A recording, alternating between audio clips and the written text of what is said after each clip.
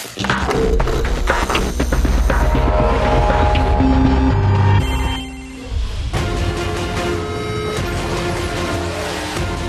will not allow you to leave this planet! I have long dreamt of this day, Reclaimer. Okay, so Josh, we saw the demo happen on stage. Break it down for us. What exactly did we see up there? Well, so this was the first time that I think anybody's done what we did, which is we basically took one half of the demo's live action, which is a live action piece called The Commissioning, and then that fed right into our gameplay demo. So basically, the commissioning deals with the commissioning of the UNSC Infinity, which plays a big part in Halo 4. It's the kind of focal point for our whole multiplayer experience. And then you see sort of interspliced with that commissioning sequence when the Infinity arrives at Requiem, this Forerunner planet. And then in gameplay you see how Chief and the Infinity cross paths. And then how did you guys decide what exactly was going to be shown in the briefing? Well, I mean, we wanted to give people a look at our campaign experience. We wanted to show people how the Infinity intersects with campaign, and really we wanted to show this new enemy class, the Prometheans. And this is the first time that we've actually shown them. It's something that we've been talking about for a while. It's the first, full enemy class that's been introduced to Halo since the beginning of the franchise. This is the first time that we've revealed that to fans. So tell me a little bit about the Prometheans. So there are three main units that we showed in the demo, and the first of those is the Knight. That's sort of the commander in the battlefield. He's the big, huge, hulking thing that jumps down on Chief as he's making his way through the jungle.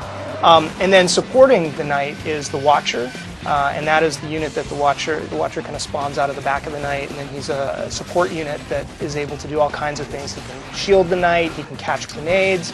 He's just sort of like a game changer on the battlefield.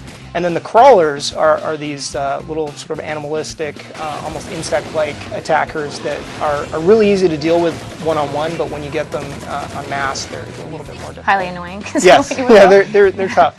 All right, so for the big fans out there, let's talk about new weapons and some specifics about the game. Yeah, so you saw in the press briefing there were a couple of new weapons on display, specifically Forerunner weapons that we've introduced into the Halo sandbox.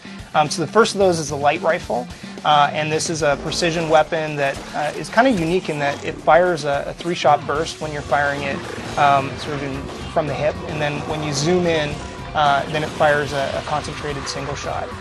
So it's really, it's kind of a counterpart to the BR, and is a really great precision weapon. The other weapon that we showed in the briefing was the scatter shot, and this is sort of akin to a shotgun. It's a Forerunner weapon that's really effective at close range, and if you land all of the shots from the scatter shot, you're able to actually disintegrate your opponent.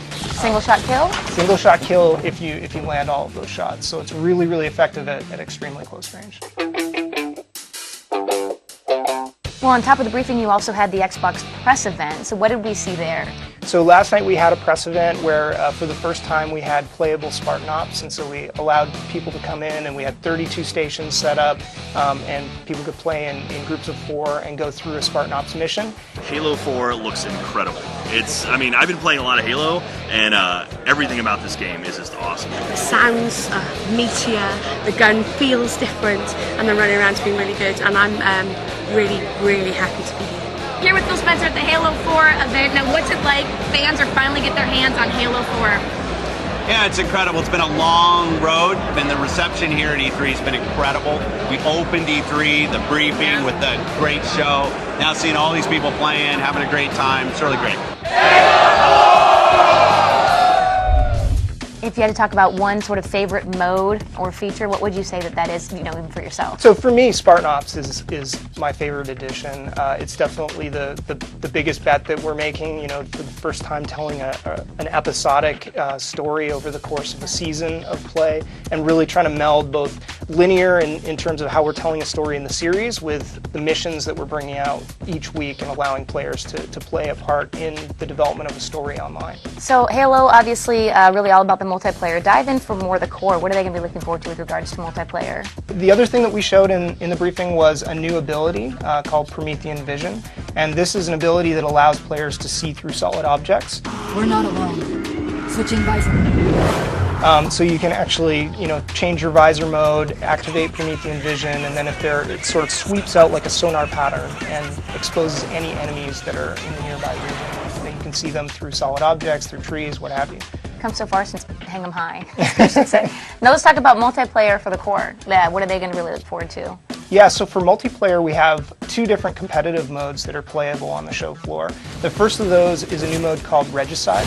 So Regicide is a free-for-all mode where basically the player who's in the lead is the king. And all the other players get a bonus for killing the king. And so you take the lead, you instantly have this sort of target on you. Wherever you go, everybody else can see you, and they can see that there's this bonus that's constantly counting up that they'll get if they can kill you. So that's a really fun mode.